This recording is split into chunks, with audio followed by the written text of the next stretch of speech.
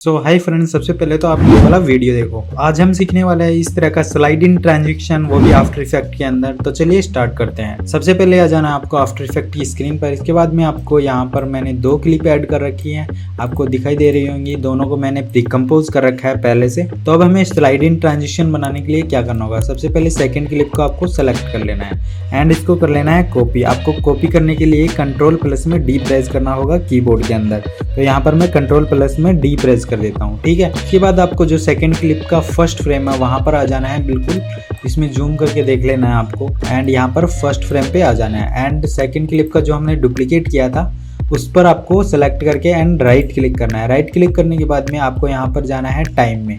Time में जाने के बाद आपको यहाँ पर दिखाई दे रहा होगा फ्रीज फ्रेम, तो इस पर आपको क्लिक कर देना है। तो फ्रीज फ्रेम करने के बाद में आपका जो सेकंड क्लिप है वो आपका एक इमेज में कॉपी हो जाएगा, जो उसका फर्स्ट फ्रेम है उसके अंदर पूरा कन्वर्ट हो जाएगा।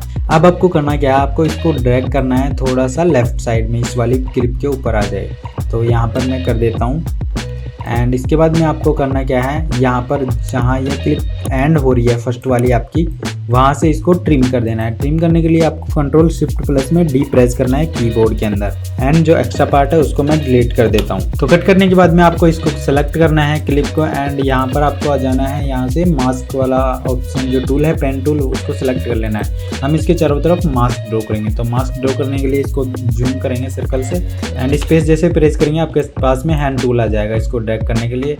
एंड यहाँ से मैं इसमें मास्क ड्रॉ कर देता हूँ। आप चाहो तो रोटो ब्रश टूल का भी यूज़ कर सकते हैं, मैंने इस पर का पहले से वीडियो बना रखा है। तो यहाँ से मैं फटाफट से मास्क कर देता हूँ इसको।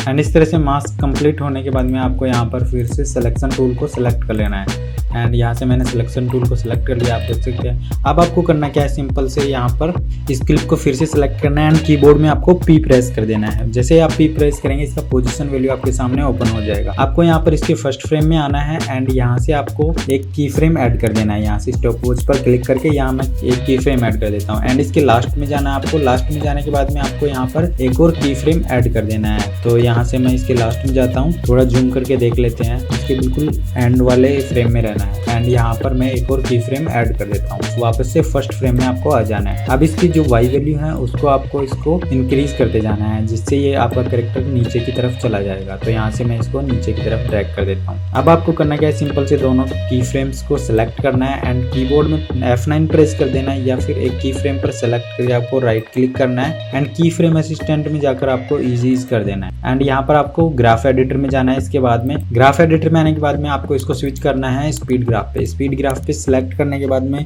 इसका स्पीड ग्राफ आपको चेंज करना है एंड यहाँ पर मैं इसको कुछ इस तरह से एडिट करूंगा। तो आप भी देख सकते हैं सेम इसी तरह से आपको भी करना है। तो यहाँ से इस तरह से आपको इसका ग्राफ एडिट कर देना है। तो यहाँ पर मैंने इस तरह से एडिट कर दिया। अब आपको एक बार प्ले करके दिखा देता हूँ, आपका जो ट्रांजेक्शन रेडी हो चुका है। तो इस तरह से आपका स्लाइड इन ट्रांजेक्शन बनकर रेडी है। तो मिलते हैं नेक्स्ट वीडियो में, आज के लिए इतना ही। तो वीडियो पसंद आया हो तो लाइक करना एंड कमेंट करके बताना वीडियो कैसा लगा एंड नेक्स्ट ट्यूटोरियल किस पर बनाऊँ वो भी आप कमेंट कर सकते हैं।